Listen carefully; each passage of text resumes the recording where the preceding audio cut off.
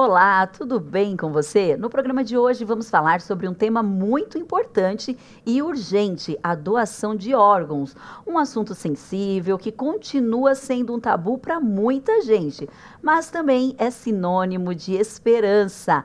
Atualmente, 48 mil pessoas no Brasil aguardam ansiosamente uma ligação que pode mudar para sempre as suas vidas. A confirmação que um órgão compatível foi encontrado para o transplante. E esse é um assunto que exige a nossa atenção, a nossa reflexão, pois a doação de órgãos pode ser a única chance de sobrevivência para muitas pessoas. Para falar mais sobre esse assunto, eu recebo aqui no estúdio o Dr. Jorge Marcelo Padilla Maceiro, que é chefe do Serviço de Transplantes da Santa Casa de São José dos Campos. Tudo bem, Dr. Jorge? Tudo bem, obrigado. E espero responder todas as dúvidas até o final do programa. Tem muita importância da doação de órgãos. Perfeito, doutor. E claro que eu também não posso deixar de registrar que, além da participação do Dr. Jorge, está aqui, ó, do meu ladinho, a Ana Furtado, na participação da tradução em Libras de Mais Esse de Bem com Você. Muito obrigada, Ana. É sempre maravilhoso contar com a sua participação. Doutor, vamos lá. É muito importante, tão importante quanto falar eu sou um doador de órgãos, é deixar a família ciente dessa vontade? Perfeito. Esse é o mais importante. Sempre você conversar com seus amigos, conversar na família, que você quer ser um doador de órgãos em caso de alguma coisa trágica na sua vida acontecer. E deixar bem claro aos familiares, dizer, olha, se eu tenho morte encefálica ou chego a falecer, eu quero ser um doador de órgãos. E assim vai ajudar muitas pessoas, porque você vai doar vários órgãos, coração, pulmão, rins, fígado, pâncreas. E você vai ajudar várias pessoas que estão precisando na lista de transplante. Sim. A lista ela é muito sofrida, é uma lista onde muitos pacientes vão perder a vida. Em alguns órgãos, até 30% dos pacientes falecem aguardando um órgão. Então, por isso, os familiares conversem que você quer ser um doador e, o mais importante, se tem esse problema grave, que chega a ser um doador por morte encefálica, respeitar a vontade dessa pessoa. Acho que esse é o mais importante. Respeite a vontade da pessoa de ser um doador de órgãos. Porque o papel da família é fundamental. Somente os parentes, hoje, né, com a lei atual que a gente tem, somente os parentes que podem permitir, autorizar. Se de repente em uma família são 4 irmãos, um desses irmãos não concorda, não tem como fazer. Ou um parente, uma mãe. Sim, os parentes mais próximos, vamos supor, o filho falece, seriam os pais, teriam a autoridade de falar se vai ser um doador ou não. Mas você sabe, né, do ponto de vista filosófico e ético, a família está todos aí, irmãos, está pai, irmão, e eles vão conversar. E se tem um desacordo, provavelmente não vai ser efetivizado essa doação de órgãos. Então, mais uma vez, por isso que as pessoas têm que saber, todo mundo, eu sou um doador e respeite minha decisão. Perfeito, doutor. E qual que é a maior causa dessa recusa das famílias, muitas vezes? A principal recusa exatamente a negação da família. A família nega a doação. Então, mais de 30% das doações dos potenciais doadores já diagnosticados de morte encefálica, eles não são doados porque a família não concorda com a doação. Talvez por não conhecer direito o processo, ou porque é um processo, a gente tem que deixar claro, que é um processo realizado com muito respeito, com muito cuidado, com a pessoa que partiu, né? É feita ali uma cirurgia. Então, às vezes, aquela questão também que um mito, que a gente até conversou aqui nos bastidores, né? Muitas pessoas acreditam, olha, será que realmente faleceu? Isso acontece. Apesar de que tanto a Secretaria da Saúde tem já um pessoal especializado, onde tem enfermeira, médico, psicólogo, que conseguem abordar de forma profissional a família, explicando todo um protocolo de morte encefálica, em que consiste os exames que têm que ser realizados para diagnosticar a morte encefálica. São protocolos que se seguem a nível internacional, no mundo inteiro, onde você 100% determina que essa pessoa tem morte encefálica. O que significa morte encefálica? Que o sangue não chega no cérebro e esse cérebro está morto. E essa pessoa está, legalmente, ela está morta. Então, é explicado tudo isso e, apesar disso, ainda se tem mitos que se pode retirar os órgãos se o paciente ainda estando vivo. Isso não existe e tem que ter, e quero passar essa informação, que nosso sistema de saúde, da doação de órgãos, ele é muito transparente, é muito sério e as doações são feitas com pacientes de morte encefálica. Perfeito, doutor. E quais são os órgãos que podem ser transplantados?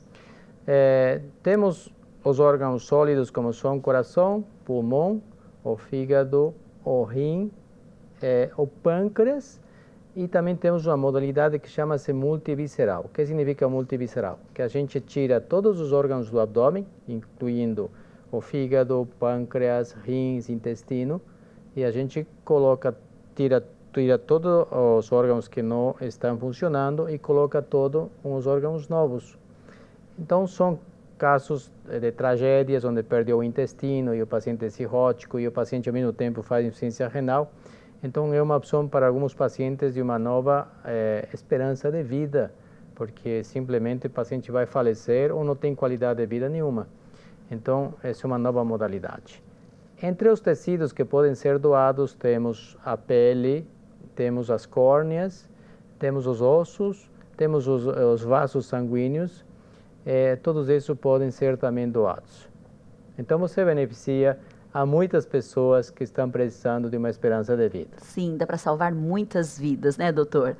Olha só, gente, na volta do intervalo nós vamos conferir uma reportagem da Dani Rivas, que foi conversar com o Sebastião, que recebeu um transplante de fígado.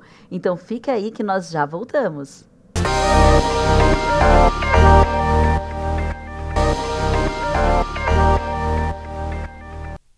Estamos de volta. A Santa Casa de São José dos Campos é referência em transplantes de fígado na nossa região. Na verdade, gente, em toda a região do Vale do Paraíba. O espaço, o hospital já realizou 500 transplantes. O hospital está em 4º lugar no estado, sendo o único do interior que faz o procedimento intervivo, que é aquela técnica na qual uma parte do fígado de uma pessoa saudável é retirada e colocada no receptor que possui alguma doença hepática grave, e também de transplantes duplo, que é o de fígado e rim. Segundo a Santa Casa, a taxa de sobrevida nos transplantes da instituição está aí em 91%. Esse dado é de 2024. E agora a gente continua a nossa conversa aqui no estúdio sobre esse assunto tão importante, né, doutor? E eu te convido para a gente acompanhar uma reportagem da Dani Rivas, que foi conferir um paciente que recebeu uma doação e está muito bem. Vamos conferir? Opa, vamos assistir. Oi, Gi, tudo bem? Doação de órgãos, tema importante esse, né? E ao mesmo tempo sensível. Muitas pessoas ainda relutam em falar nesse assunto, principalmente quando a doação vem de um paciente já falecido. Porque, por um lado, significa fim de um ciclo, de uma existência, né? E, por outro, significa vida, continuidade. Imagina só a alegria de alguém receber uma ligação falando que seu ente querido foi ali contemplado com a vida novamente.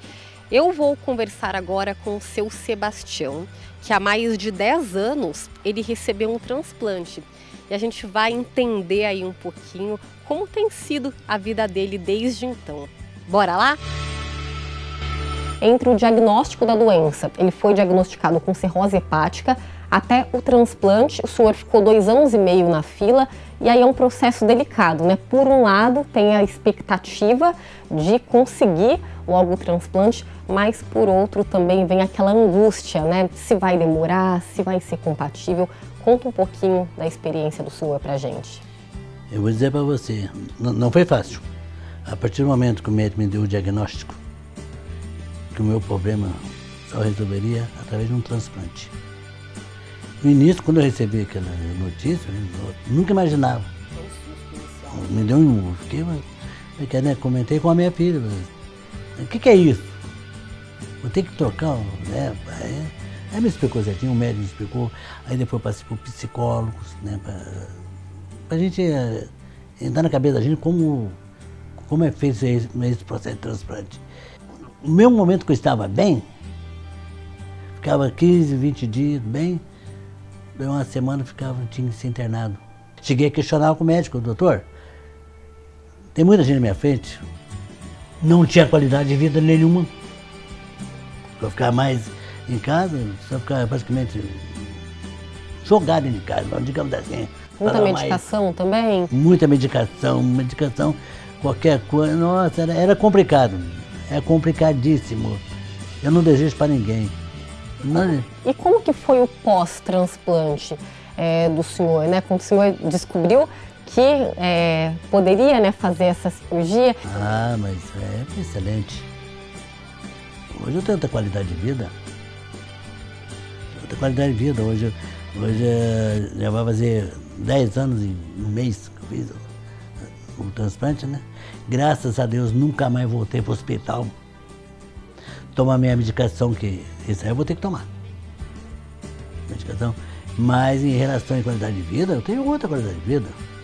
Hoje eu frequento a casa de idoso, faço hidroginástica, faço esporte, eu tenho, enfim, uma vida normal. E seu Sebastião, que mensagem, que recado que o senhor deixaria para quem de repente está ali, né, nessa fila de espera, que muitas vezes é sim angustiante, não só para o paciente, mas para a família, que essa incerteza, né, que mensagem que o senhor deixaria para essas pessoas? Eu até já falei com a minha família, né, com a minha esposa, minha filha, um dia que eu partir, vai doar. E digo que essas pessoas também, família, doem órgão, né?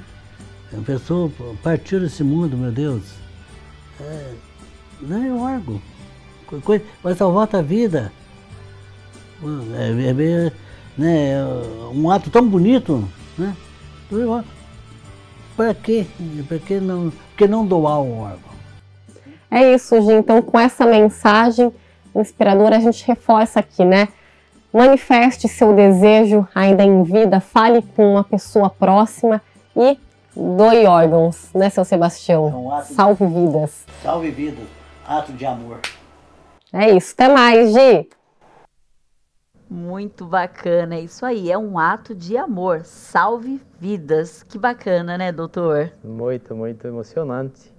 E ao mesmo tempo, eu vi o Sebastião, nós que transplantamos ele, me fico muito satisfeito de que ele voltou a uma vida normal, voltou a ser uma pessoa que ele falou, tenho qualidade de vida, eu faço tudo. Então, é isso que nós queremos. A mais de salvar a vida, o paciente se reintegrar na sociedade, se reintegrar na sua família e fazer as coisas que todo mundo quer fazer.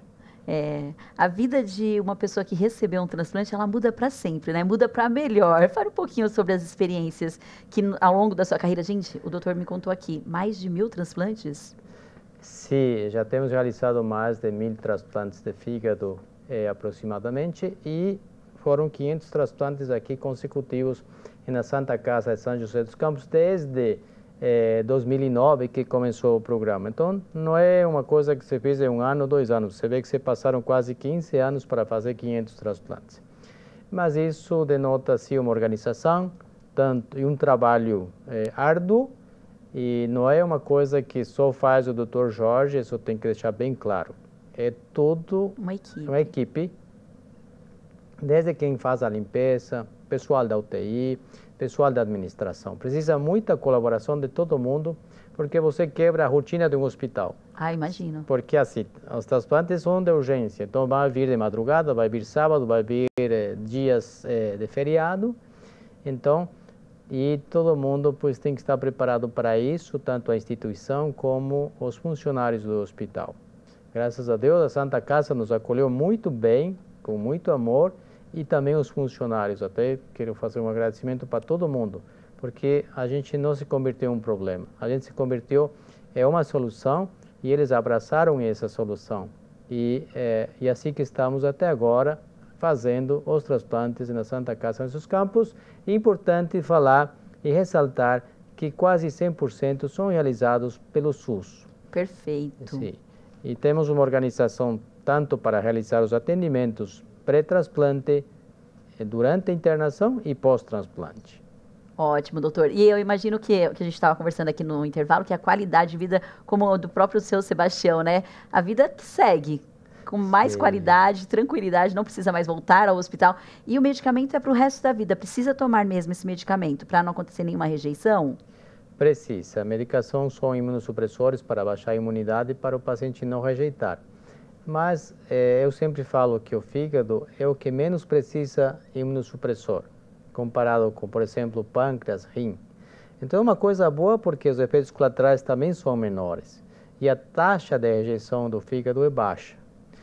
Mesmo sendo um órgão tão grande, ele é exposto a vida inteira a substâncias próprias dos alimentos, porque nosso fígado é um laboratório. Tudo que você come vai passar pelo fígado. Então, essa constante exposição do fígado a esses tipos de alimentos, proteínas, etc., isso converte o fígado talvez um pouco menos imunogênico.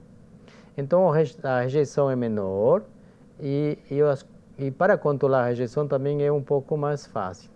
Então, raramente a gente perde um fígado, falando do fígado, de rejeição. Tá certo. Então, o órgão, sempre eu falo, o fígado é um órgão bonzinho. Que bom, órgão bonzinho. Doutor, e como que os pacientes podem acompanhar a posição deles na fila? Como que funciona? Na hora que é listado o paciente, eu queria aclarar que só pode ser listado em um lugar, em qualquer lugar do Brasil, mas é um só serviço. Não pode ter duas listas ou estar em duas listas. Então, já começa desde esse ponto, o paciente listado em uma só fila. Aí, é listado, aqui em São Paulo, temos duas regionais. A Regional 1, que é a capital, e a Regional 2, que é aqui o interior. Então, nós pertencemos ao interior e esse paciente é listado nessa plataforma da Secretaria da Saúde, do transplante do fígado, aqui na Regional 2 do interior. E ele vai ganhar um número que chama-se RGCT, que é um identificador do paciente, onde que esse paciente pode entrar na plataforma com esse número e saber exatamente em que posição está esse paciente. Nós obedecemos a um critério que chama-se de gravidade. Esse critério de gravidade chama-se MELD, M-E-L-D. E a gravidade ele vai de 6 a 40, sendo que 6 são pacientes menos graves e 40 pacientes muito graves. Então, é uma fórmula logarítmica, onde que se coloca dados de laboratório e ele vai dar essa gravidade. E com isso você vai saber a gravidade e se está perto de 40, pois você vai estar nos primeiros lugares da fila e se está perto de 6, vai estar nos últimos lugares da fila. Então, isso faz com que os transplantes eles sejam mais, digamos, um pouco mais justos, no sentido de poder ofertar os doadores para os pacientes mais graves. E tem algumas situações especiais, para terminar, onde que o paciente pode ganhar pontos na lista. Por exemplo, a situação especial do câncer. Então, quem tem câncer vai ganhar mais pontos na lista, permitindo, mais uma vez, ser mais justo e poder salvar esse paciente que não pode aguardar muito tempo com o câncer do fígado, porque pode dar metástase e perder a chance do transplante. Ótimo, doutor, é uma lista muito séria. Olha só, gente, é muito importante falar sobre esse assunto. O Brasil é referência em transplantes de órgãos e possui o maior programa público do procedimento no mundo inteiro. Cerca de 90% das cirurgias é feita pelo SUS. A doação de órgãos é essencial nesse processo. A cada 14 pessoas que manifestam interesse em doar, apenas 4 acabam de fato efetuando a doação. O principal motivo, a gente já falou aqui algumas vezes, a resistência das famílias. Atualmente, mais de 40 mil pessoas estão à espera de doação de órgãos no Brasil. A maior demanda é pelo transplante de rins. São 40 mil pessoas esperando por esse órgão. Olha só, por isso é tão importante falar sobre esse tema, né? E na volta do intervalo, o Dr. Jorge vai explicar pra gente como registrar a intenção de ser um doador. Então fica aí que nós já voltamos.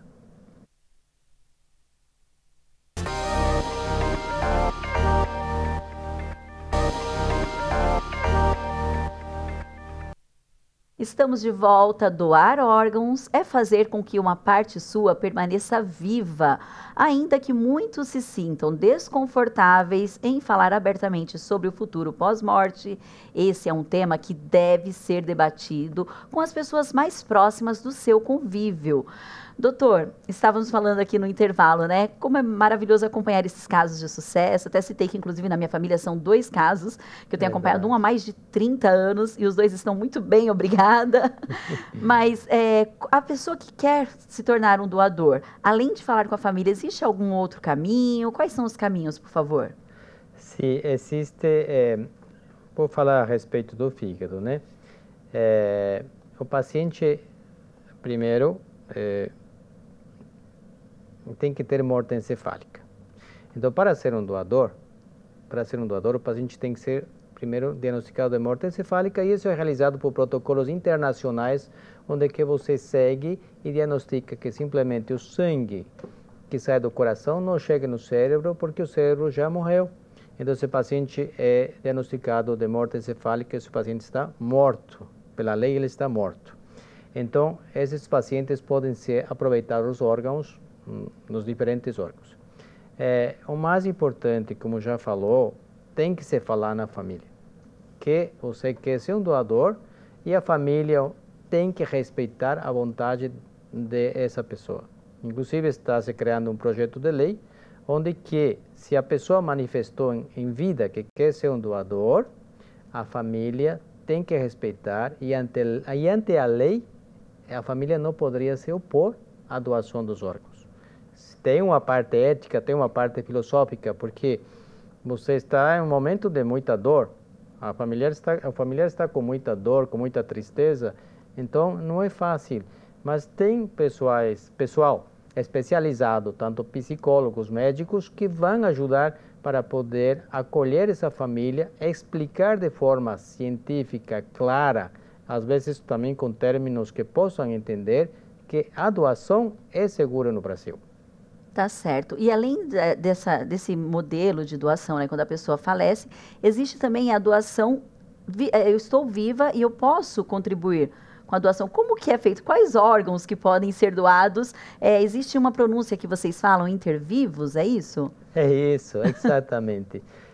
A doação intervivos pode acontecer principalmente com o rim, que é o mais comum, e em segundo lugar pode ser realizado também com o fígado.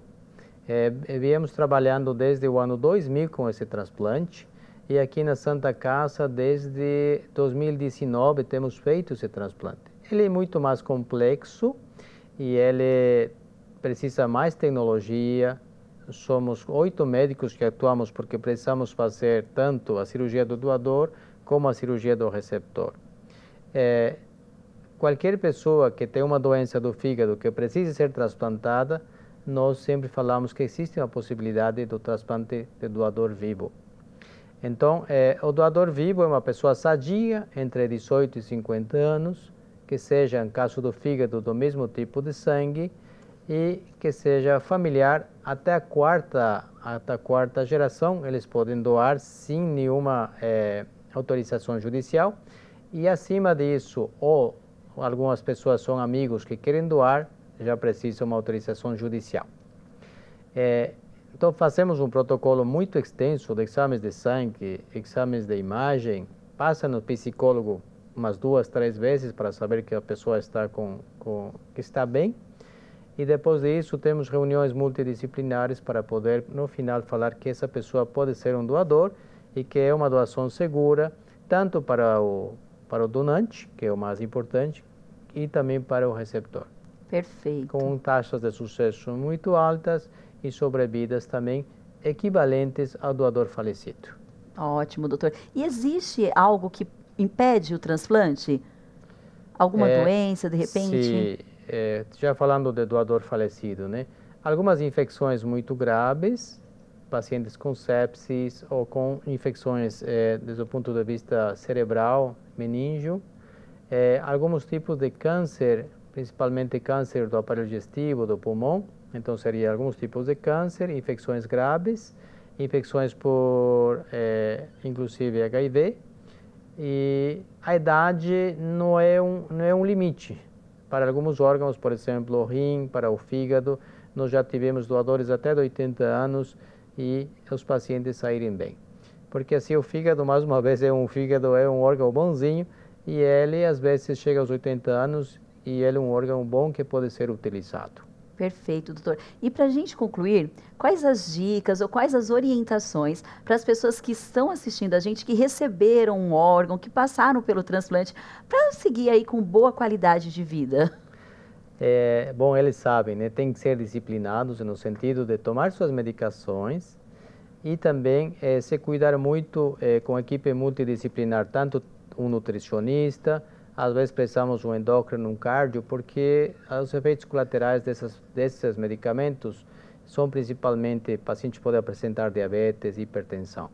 Mas o que a gente fala, a fórmula não é mágica. A vida tem que ser uma vida tranquila, desde o ponto de vista psicológico, tem que ter uma dieta adequada, tem que fazer exercício.